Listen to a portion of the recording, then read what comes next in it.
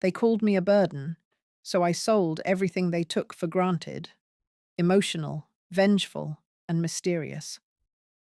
They called me useless, a burden, just an extra mouth to feed. And as they laughed behind my back, I quietly signed the papers that would change everything. My name is Evelyn Parker, and I'm 67 years old. I've lived my entire life in the quiet, rolling hills of Carroll County, Iowa, where our family farm has stood strong for nearly a century. My daddy used to say that soil had memory, that if you listened close enough, it would whisper the stories of every backbent to work it. Well, if that's true, then our land has heard some of my deepest heartbreaks. I wasn't always alone. I had 3 siblings, Tom, Susan, and David. We all grew up together in that big white farmhouse with the green shutters, just off Route 30. Summers were for hauling hay, and winters were for sitting around the fireplace, watching snow fall like secrets from heaven. Back then, I thought we'd always be close. But time has a way of turning hearts cold. After our parents passed, Mum from a stroke in 2005, and Dad just 2 years later, the farm became a question mark. Who would keep it running? Who would live there? Who would inherit what? That's when the cracks started to show. That's when my siblings began whispering things they thought I'd never hear. She never married, Susan once muttered, thinking I was out of earshot. She doesn't have kids. She doesn't even work, Tom added, shrugging like I was invisible. She's just another mouth to feed, David said. That one stuck. They saw me as dead weight, a relic of the past, clinging to memories and empty barns. But they didn't understand. I stayed because this land was my soul. I cared for it after Mum and Dad died. I kept the books, paid the taxes, fixed the roof when hailstorms rolled in.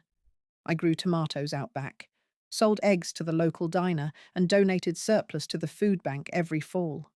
I wasn't just living, I was surviving. Alone, yes, but surviving with purpose. And yet, to them, I was in the way. In 2019, I overheard the final straw.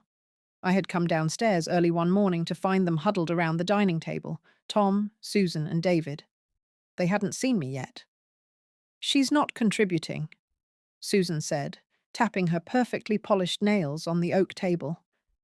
"We could lease the East Field to the Hendersons if she moved out." "We could even sell," David added. "Split the profits 3 ways." 3 ways. My heart sank like a stone. They were planning to push me out. And the worst part? They didn't even think I deserved a share. That's when I realized I wasn't part of their plan. Not now, not ever. I walked back upstairs that day without saying a word. I sat on the edge of my bed and stared out the window at the soybean fields glistening in the morning dew. My father once said, "Family is who shows up when it's inconvenient." I finally understood what he meant. That night, I took out the old cedar box from under my bed. Inside were the original deed papers to the farm, signed by Grandpa Harold in 1927, and a folder my father had tucked away just before he passed. It was the updated last will and testament, signed, notarized, and legally binding. And do you know what it said? That the entire farm, every acre, every outbuilding, every windmill and rusted tractor, had been left to me. Just me. They didn't know. And I hadn't told them. Because I thought maybe they'd still treat me like a sister, not a shareholder. But I was wrong. As I held that will in my hands, shaking, I made a decision. One that would turn the tables in a way they'd never expect. They called me an extra mouth. I'd show them what that mouth could do. The next morning, I called a lawyer. And what followed? Well, they never saw it coming. The phone call was short and calm.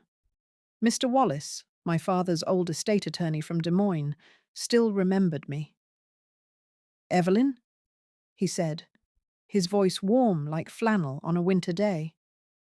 "Your father said you might call me one day. He left instructions, private ones." That stopped me cold. My father left instructions? For me? I made the 2-hour drive to his office in silence, the farm fields whizzing past like ghosts. When I walked in, Mr. Wallace was already waiting. He poured me a cup of coffee, just the way Dad liked it, black, with a splash of milk. He opened a folder, thick with papers, and laid it between us. "Your father wanted to protect you," he said. "He knew how your siblings were. He knew how much you'd sacrificed for this land." I blinked back tears. I hadn't even told him why I was there, but somehow he knew. We went over everything: the updated will, land deeds, the trust account, and, most importantly, the ownership clause my father had inserted quietly after Mum passed. It clearly stated that if any disputes arose, I had the sole decision-making power over the farm. No need for unanimous family consent, no votes, no approval needed. I owned it, and I could sell it, or lease it, or bulldoze it for that matter. I left his office that day with a folder that weighed more than bricks. Not in my hands, but in my heart. Because now I had the power, the leverage. But I also had the ache of knowing it had come to this. I didn't want revenge. I wanted peace. But sometimes, peace doesn't come until you stop being a doormat. That weekend, my siblings came to the farm again, uninvited, as usual. Susan walked in like she owned the place, wearing a bright coral blazer and heels totally unsuited for the muddy driveway. Tom and David followed, acting like they were here on business. "Evelyn," Susan said, crossing her arms, "we've been thinking. It's time to sell the East Field. We already have a buyer lined up. The Hendersons are offering a solid price." I stared at her, expressionless. "We just need you to sign," David added, sliding a typed-up agreement across the kitchen table like a car salesman. Tom chimed in. "It's a good deal, Evie. Don't make this difficult." That was when I placed the folder gently on the table. They all looked confused. Then I opened it. I handed each of them a copy of Dad's will and the legal documents Mr. Wallace had prepared. Tom frowned. What is this?" "It's the truth," I said. "Dad left everything to me. The house, the fields, the livestock, the decisions, it's all mine." Silence. You could hear the tick of the old wall clock like a countdown. Susan's face went pale. David's jaw clenched. Tom looked like someone had just slapped him across the face. "You're lying," Susan finally spat. "Dad would never do that." "He did," I said calmly. "And you know what? I wish he hadn't had to. I wish we were the kind of family who could have talked this out. But I've seen who you are when you think I'm powerless." David stood up abruptly. "So what now? You're just going to lord it over us? Hold it all hostage?" "No," I said, rising too.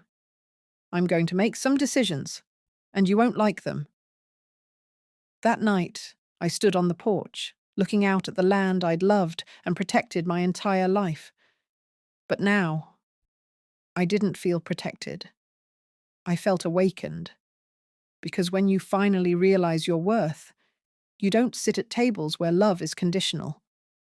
I poured myself a cup of tea, sat in the rocker, and began to think.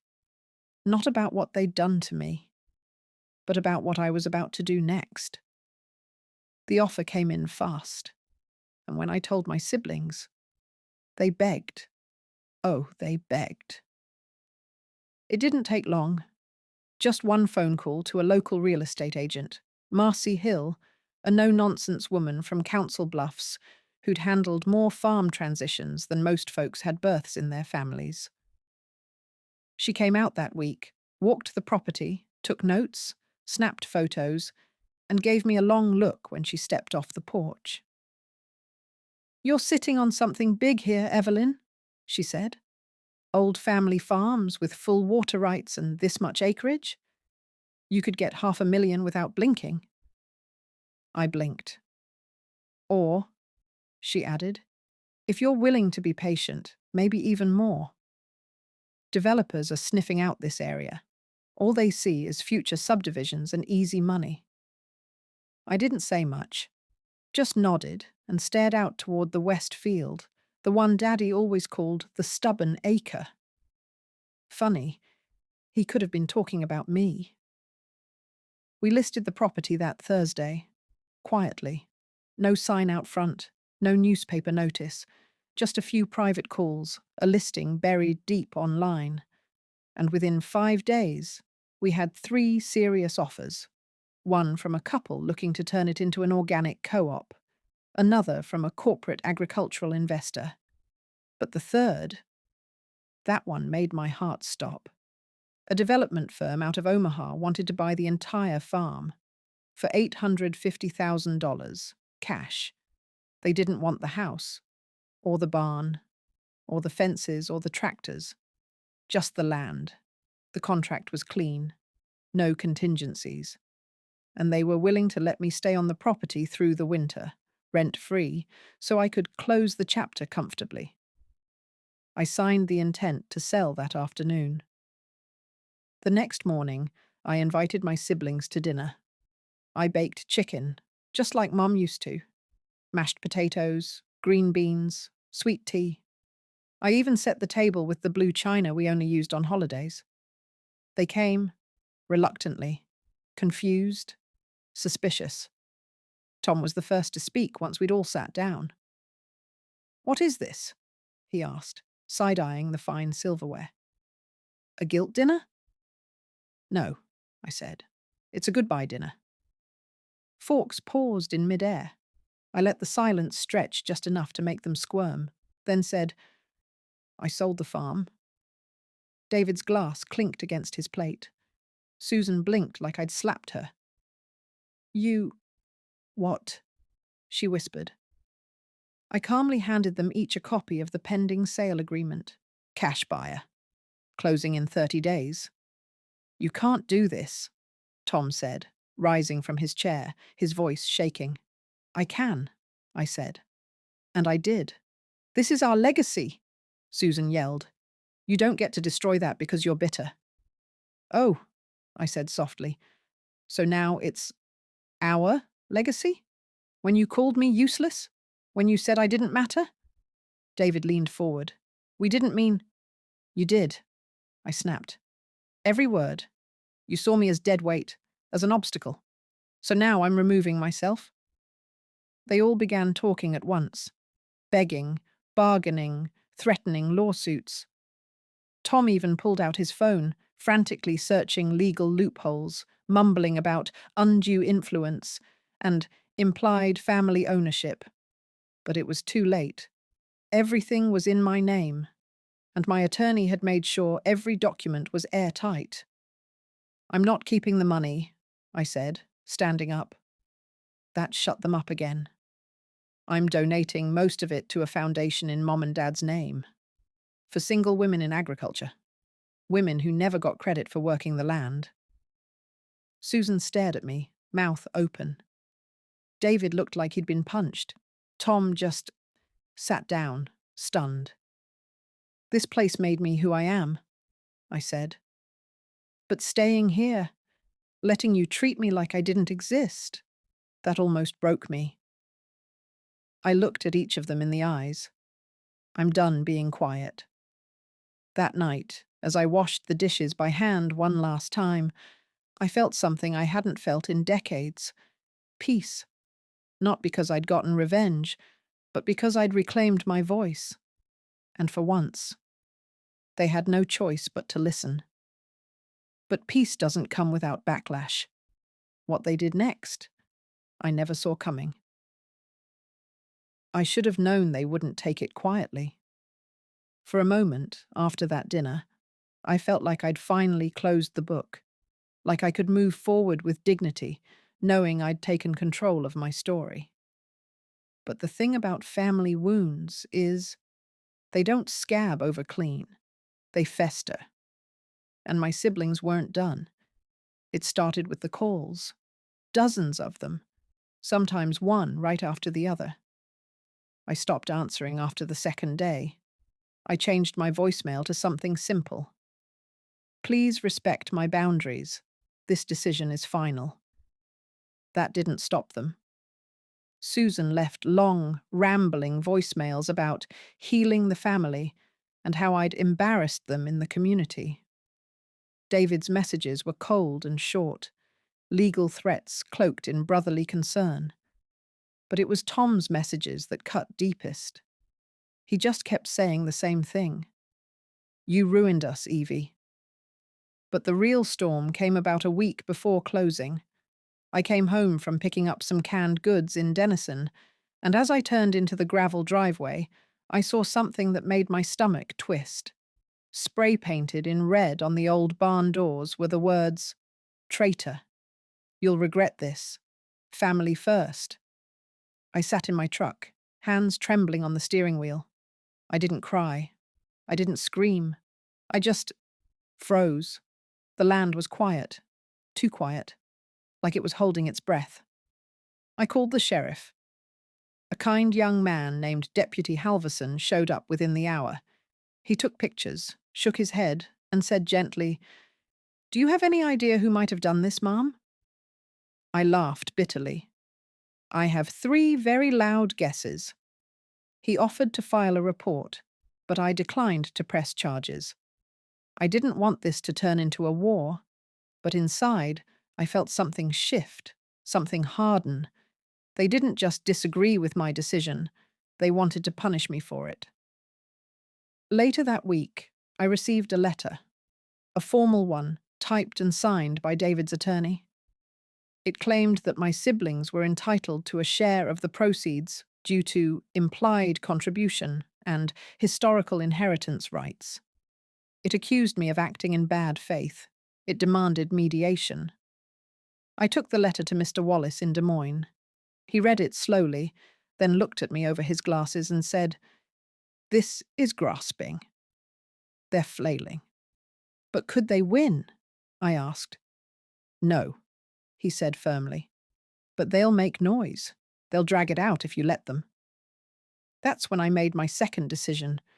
I wasn't just going to sell the land. I was going to leave everything behind.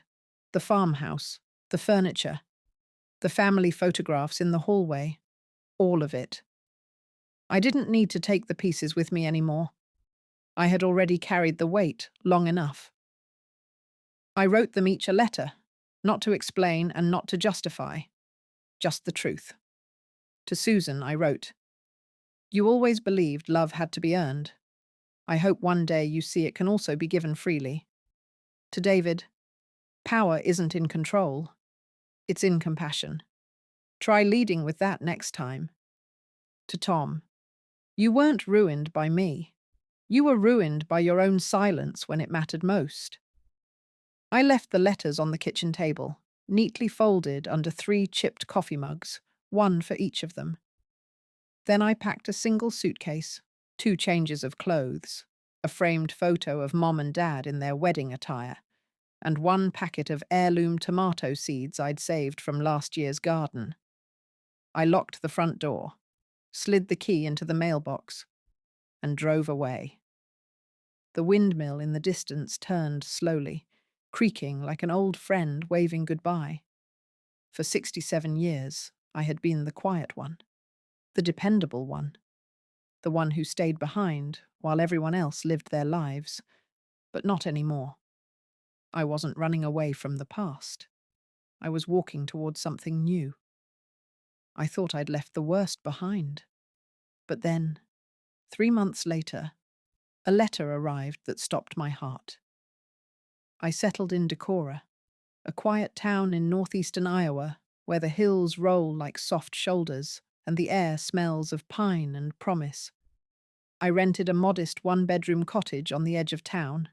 Nothing fancy, but the front porch caught the sunrise, and the backyard had space for a little garden. It was peaceful. Nobody knew my name.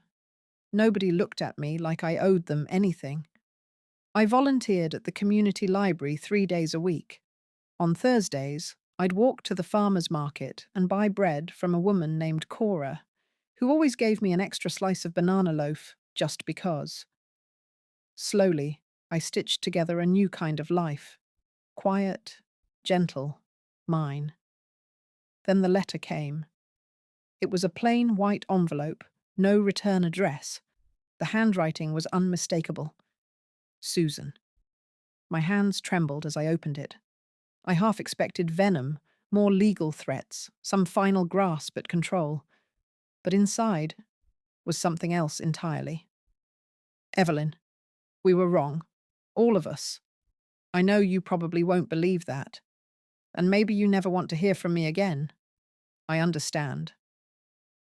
But I need to tell you something. After you left, Tom fell apart. He drank. David shut down. They both blamed you, but I saw it for what it was. We destroyed the one person who held us together. I didn't realize how much you carried until the house sat empty. Until I tried to make your old cornbread recipe and failed. Until I opened Dad's ledger and saw how many times he'd written, Evelyn handled this. I miss you, not because of what you gave us, but because of who you are. If you're willing, I'd like to visit. Just once. Just to say it to your face. Love, Susan. I sat on the porch for a long time after reading it. The breeze stirred the wind chimes gently. A robin landed on the railing. I stared at the horizon and wondered, was this real? Did she mean it? Or was it just another version of manipulation wrapped in guilt? That night, I didn't sleep much. Memories kept floating up. Susan braiding my hair when I was little. Her singing Patsy Cline while doing the dishes. The time she drove 3 hours to pick me up from college after I'd broken up with my first love. We hadn't always been like this. The resentment, the bitterness. It had crept in over years, like dust gathering in corners no one bothers to sweep. But could I forgive? Could I trust? The next morning, I wrote back. Just a few lines. Susan, I'm not sure what to say. I didn't expect this, but I appreciate it. I really do. I'm not ready for a visit yet, but I'm open to writing. Maybe that's where we start. Take care, Evelyn. I walked to the post office and dropped it into the big blue box. And for the first time in years, I felt something strange blooming in my chest. Not hope exactly, something softer, possibility. Weeks passed, and letters came, slow, steady, full of memories and pain and truth. Susan told me about the night David finally admitted he resented Dad for favoring me, how Tom confessed to feeling invisible his whole life, like the middle child no one asked much from, but expected everything of. She told me about Mum's old journals, which she'd found in the attic, about the page where Mum wrote, Evelyn is the glue. I worry that when she's gone, they'll fall apart. I cried when I read that. Not because it hurt, but because I finally felt seen, even by a mother who'd been gone for decades. One morning in late spring, I planted the heirloom tomato seeds in my backyard. As I pushed the soil over them, I whispered, grow strong. Take your time. Maybe I wasn't just talking to the seeds. Maybe I was talking to all of us. I thought the story was over. But what happened on the 1-year anniversary of the sale changed everything. 1 year to the day. That's how long it had been since I handed over the keys to the farm, folded up the life I knew, and stepped into the unknown. I hadn't spoken to Tom or David since that dinner. Susan and I had kept writing, letters every few weeks, filled with cautious warmth and the quiet work of rebuilding trust. We didn't talk about the past much anymore, not because we'd forgotten, but because we'd already bled it dry. That morning, I woke early, just like me. I was about to head inside when I heard the tires on gravel. A car pulled up. Not Susan's. Not anyone I recognized. A man stepped out, mid-30s, jeans, button-down shirt, kind eyes.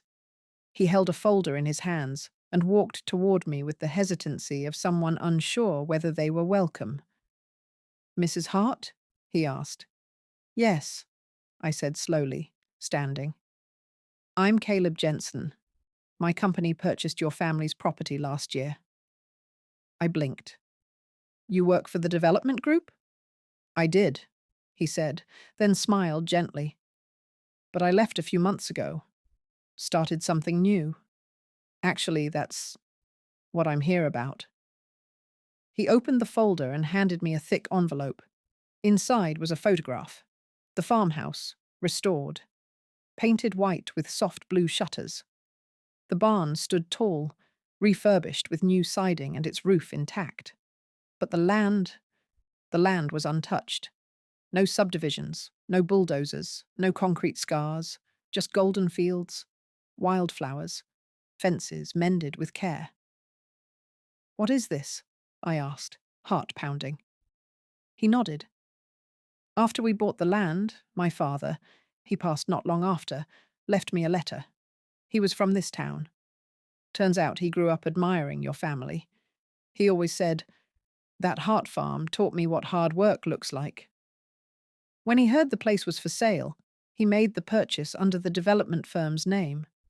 But his plan was never to build houses." I sat down, stunned. "He left it to me, and I decided to turn it into something better, something honest." He pulled out another photo, a hand-painted sign. "Hart Foundation for Women in Agriculture, established 2024. My throat tightened. Caleb continued. "We've turned the farm into a training center for women like you. Women who gave their lives to land and labor and never got credit. We host workshops, offer scholarships, even provide free housing during the growing season." Tears welled in my eyes. "I used the last of the donation you made in your parents' name," he said softly, "to build a greenhouse in your honor. It's called Evie's Roots." I covered my mouth. I couldn't speak. I couldn't breathe. Everything I had fought for, every sacrifice, every insult, every lonely night, it had bloomed into something bigger than me, something that would last. Later that day, I called Susan. "I just had a visitor," I said. She laughed. So did I. "What?" "Tom and David," she whispered. "They showed up. Said they're tired of pretending they weren't wrong, that they missed you, that they want to visit." I didn't speak, just listened to the soft hum of something healing across the phone line. A week later, I stood at the edge of the old field. Tom beside me, eyes red but no longer angry. David a few feet behind, quietly placing a single rock on the fence post the way Dad used to when he finished a day's work. Susan held my hand. We didn't talk much. We didn't need to. Sometimes, legacy isn't about what you build. It's about what you're brave enough to leave behind.